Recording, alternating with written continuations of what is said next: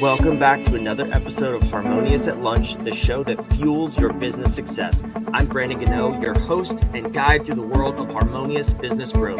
Today, we're unlocking powerful strategies with industry experts to help your business thrive. If you're a business owner, entrepreneur, or executive, you are in the right place. Join me and our incredible guests today on the journey to clarity, growth, and success. It is time to revolutionize your approach to business. Let's dive in with another episode of Harmonious at Lunch.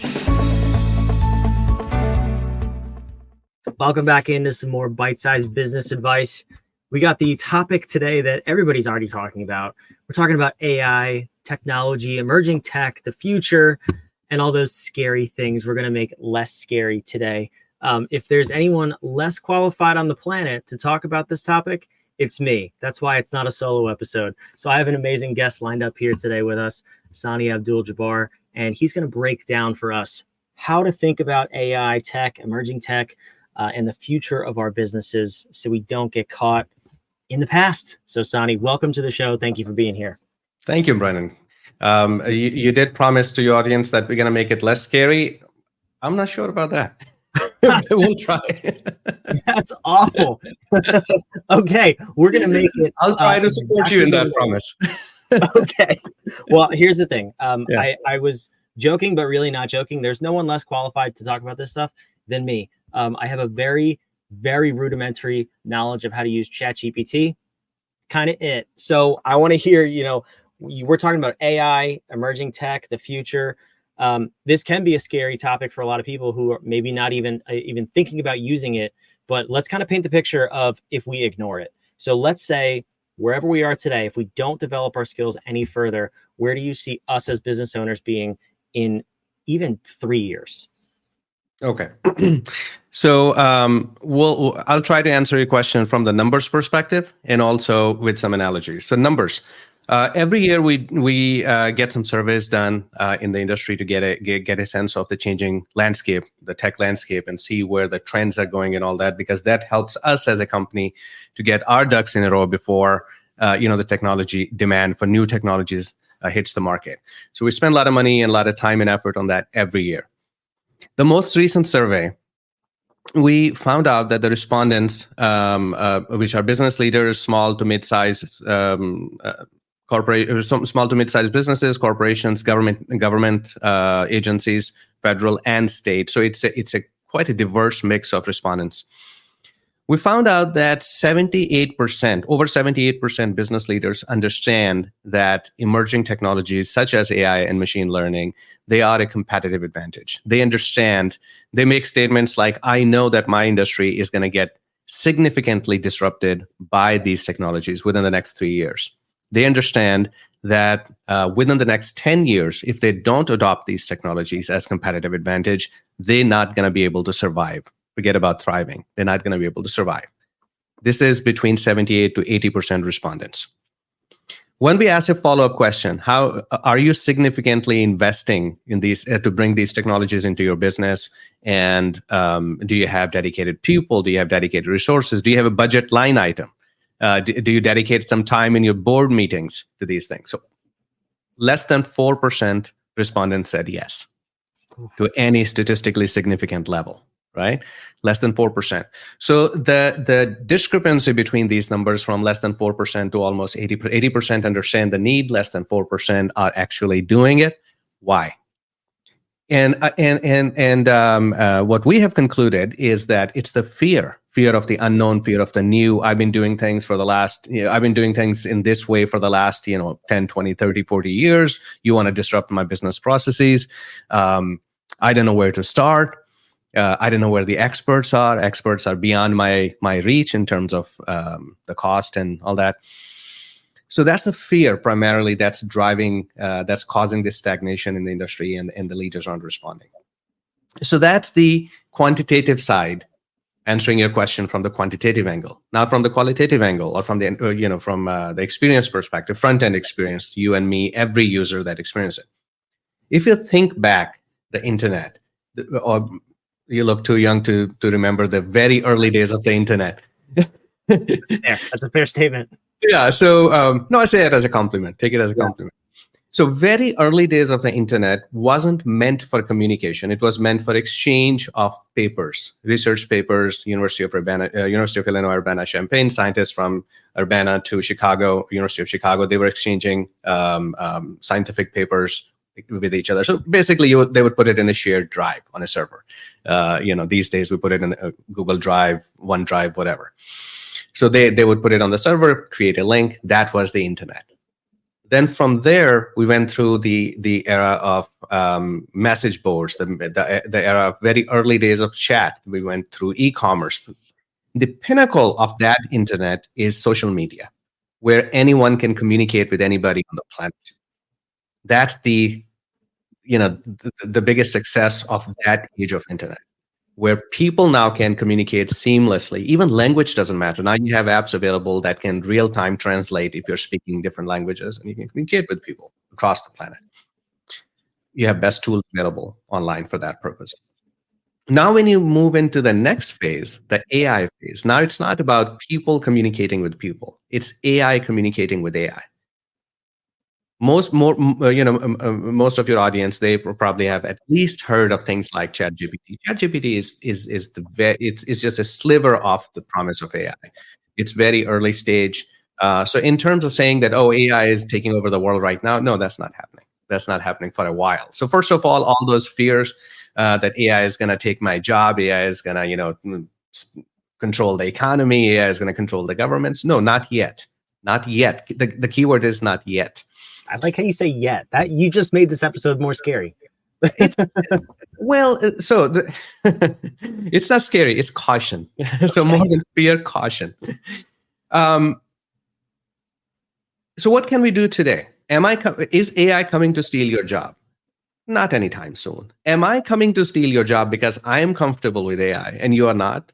Probably yes. So that's the more likely scenario where people who are comfortable with AI, who are learning these tools, they are threats. They are a threat to the jobs of other people who don't adopt these technologies, don't learn these tools. I know people who actually, I saw a social media post from a colleague this morning. He said that he actually has on his calendar 30 minutes dedicated every single day to play with different AI tools.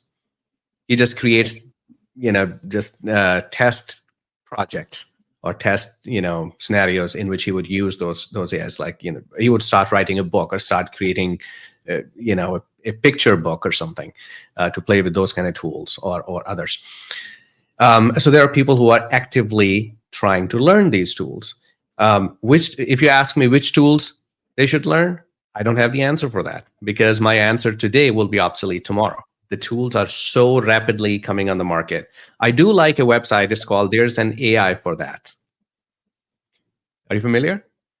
I have heard of it. I haven't played around with it, but it's I have no vested interest in this website. I like it because this is basically a directory. You can Google search too, how to use AI to do X, and you can find new tools.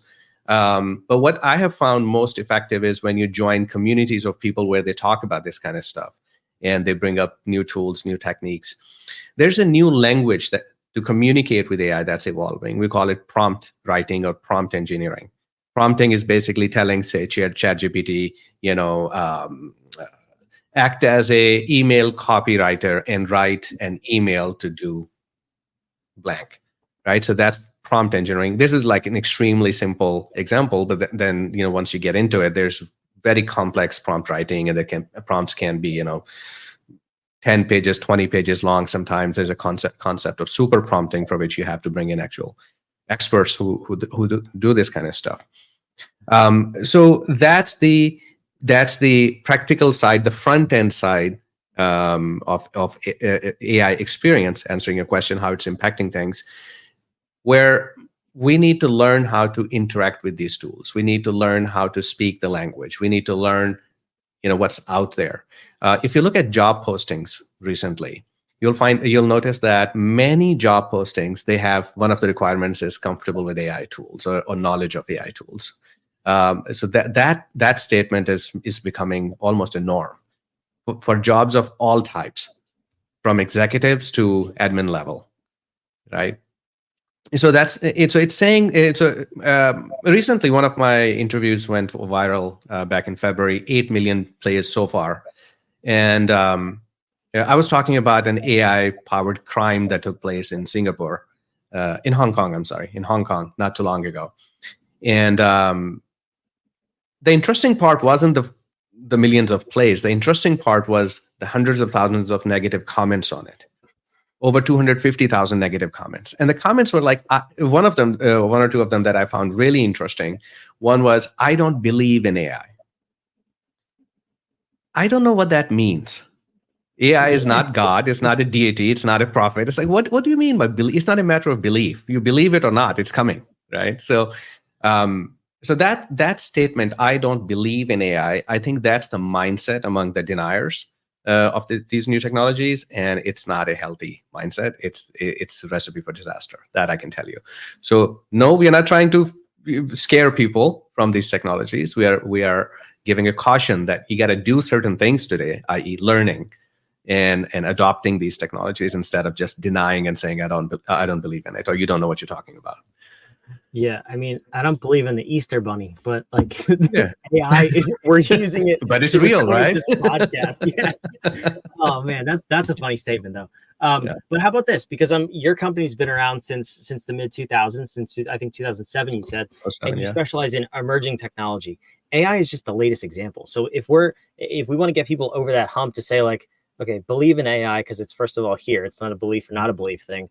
But here's some examples of where you've already adopted emerging technology. You just don't even know it because you're so consumed with what's emerging now. Give me an example of the last 15 years. What are some emerging technologies that are now mainstream and basically required for day-to-day functioning? Oh, so many things. Social media was emerging at one point. Video calling was emerging at one point. There was a time when asking some. So I've been in this startup and fundraising and in that world for a very long time. And there was a time when you could not ask a potential investor to meet you online via Zoom or something. Back then, I'm talking about the days of Microsoft. What was that product? I'm forgetting the name. It was very common. Zoom-like product, but it was Microsoft. Skype? Skype, thank you. Skype. Right? So you couldn't ask a potential investor to meet you on Skype. They would be offended. These days, that's the norm. When you ask someone to meet in person, they'll be like, why? Give me a good reason. Yeah.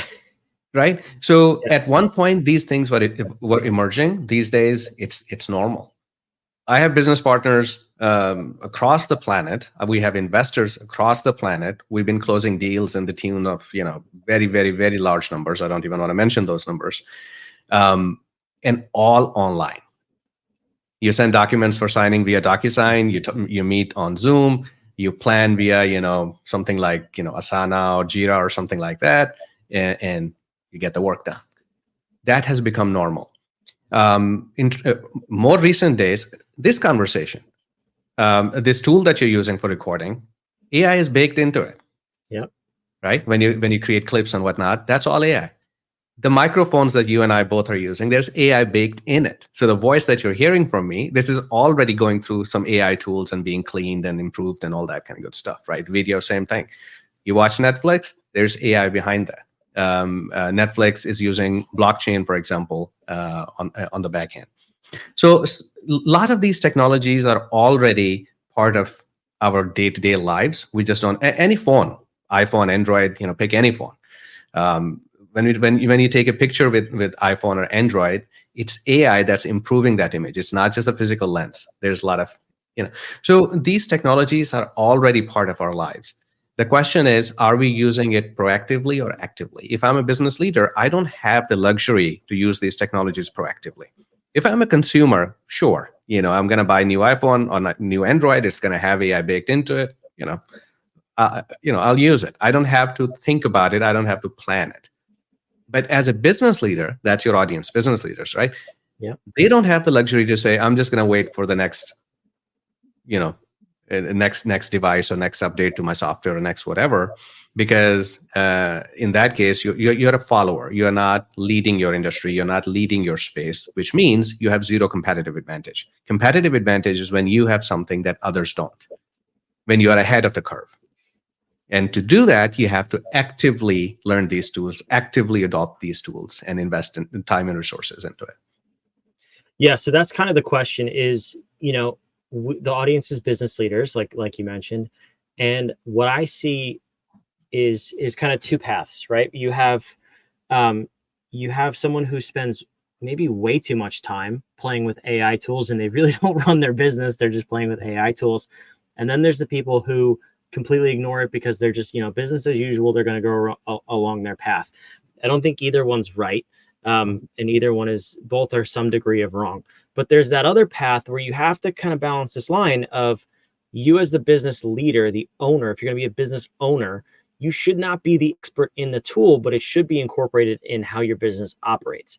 So how do we walk that line of saying, okay, here's how our team evaluates and implements and incorporates AI tools, or blockchain, whatever it may be, these emerging technologies, versus me just telling my team, here's the 15 tools I want to start using, because that could also be disastrous. So how do you navigate that path?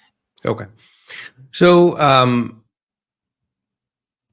that's a very interesting question. And it doesn't just apply to AI, it applies to everything. If business leader starts telling their team how to do things, unless they are an expert in that field, which most business leaders aren't. They aren't supposed to be expert in anything other than leading and managing. But if they are, so let's suppose we're talking about the majority that's not an expert in every new technology because they're busy running their businesses. You don't expect them to become a master of every new tool. So for them and for the boards, my advice is this. One, create a budget line item for these emerging technologies. Understand that these are not going away. That's one. Two, have a governance model, a governance framework in place, governance practices, policies in place to manage these technologies. You can't just haphazardly throw these technologies on every problem and say they're going to fix everything. Third, think about cybersecurity. Security has become a big threat, and now we have newer challenges around security. I touched upon the AI-powered cybercrime that took place. Millions of dollars were stolen.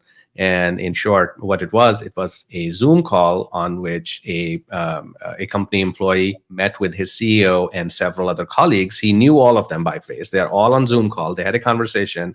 The CEO said, transfer X amount of dollars, X million of dollars out of the company to this outside account. I'm in London meeting with somebody. I need this money to close a deal. Move the money.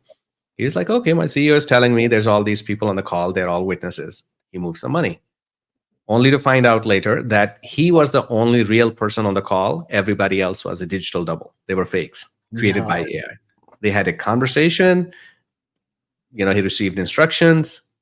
The money was stolen. So that happened. And so new threats are evolving. We all have received that letter from Nigerian prince who says, I have these many billions in my account, right? And back in the day when you received those letters, you would pay attention to the language, you pay attention to the format. You can kind of get sometimes you can get some red flags there. You can see some mistakes, some grammatical errors, some cultural nuances. These days, those kind of letters are perfect. I've seen some of those examples. They're perfect. They write better than you and I can because they're using all these advanced tools. So be aware of the threat, cybersecurity threats that need to be part of the conversations. Now, we're talking business leaders and the board levels, right? So the board says, this needs to be on the budget, in a line item on the budget. This needs to be part of the policy. This needs to be, we need to have governance in place, and we need to be aware of the cybersecurity concerns. Now, with these provisions, now go ahead and see where we can adapt these tools in our business. I often receive requests something along the lines that I would like to transform my entire business process using AI. I would like to transform my entire business process using technology X, whatever the emerging new shiny object is at that time. And my response always is, there is no one pill for all problems. You got to look at where those technologies make sense. And sometimes they won't. In some businesses, those technologies don't make sense. For example, if we're talking about AI's lifeblood is data. If you don't have data, you don't have AI. Just saying that I have access to ChatGPT, well, OpenAI took care of the data aspect of ChatGPT. They, all the text is uploaded, so you can create some text out of that. But ChatGPT in itself is not a competitive advantage. If you and I both know how to use this ChatGPT, how to write commands, and how to pay $20 a month subscription, then you and I both have access to this tool. Therefore, it's neither yours nor my competitive advantage. It becomes a competitive advantage when I train that AI on proprietary data. If I have, for example, I did that actually. I wrote a book called Makers. A Slender Knowledge. So it's about the book revolves around the idea of mindful evolution of AI and how to bake, why is it important to bake human values into AI as it's evolving so that we can not only survive but thrive alongside future AI. So that's the whole idea of the book. I receive requests for interviews and sometimes written questions, sometimes requests for speeches and whatnot about the book and about this topic. And sometimes they get overwhelming. I don't have time to respond to every request personally. So what I did, I created a custom GPT based on just this book, nothing else. So now when I receive a request, what do you think about topic X based on your book? I will go to this custom GPT and I'll say, okay, now using the knowledge from the book, try to answer this question. Of course, the prompt is more complex, but this is the gist of it. And the response that I get, that's the response that I would give because the book is written by me. It's my knowledge, my thoughts, right? I have also uploaded my previous writings and speeches and Forbes articles that I have written. So 100% of the content that's used to train this custom GPT is my personal content. The result of that is the output that I'm getting. Only I can get that output. You can't because you don't have access to all those things that I have, right? So that the point that I'm trying to make is just having access to a tool doesn't necessarily give you competitive advantage. Yes, it gives you competitive advantage over somebody who is not using those tools at all. But if a tool is publicly available, anyone can use it. But to make it a real competitive advantage, you have to train it on your own proprietary data. So the answer to a question, where can I use AI in my business? Or a version of that question would be wherever you have the most reliable, most clean data available in your business. So think about any business. Where is that? In which department or which segment of the business would you find most clean, most reliable data? Think finance, think accounting, think sales, think marketing. And then as you go down the list of these departments, data become less and less clean and more and more convoluted and all that. So that's where you start. Either you have your own data or you can acquire data from somewhere. And that's how you adopt these technologies. I love it. I think that's a great way to think about it too, because it's simplifying a task that is important for you, but it's time consuming and really doesn't have a return. In that particular scenario you gave, which is one of those things where if you can just buy back your hours little by little and use a tool to help you get there, you hit the nail on the head there. That is the most important thing that I always want to hear people say when they talk about, doesn't matter if it's AI, any emerging tool. It is a tool. It is not the shiny object that's going to cure your business. It's not the reason you're going to grow your business. It's how you incorporate it and leverage that tool for your success to further your goals. So I love this conversation. I feel less scared. I think you delivered on the promise. So I thank you for that. The real question though is, am I talking to you? Are you a human being? Like, how would I go about verifying that? I don't know for this conversation. I take the fifth. That's a terrifying answer.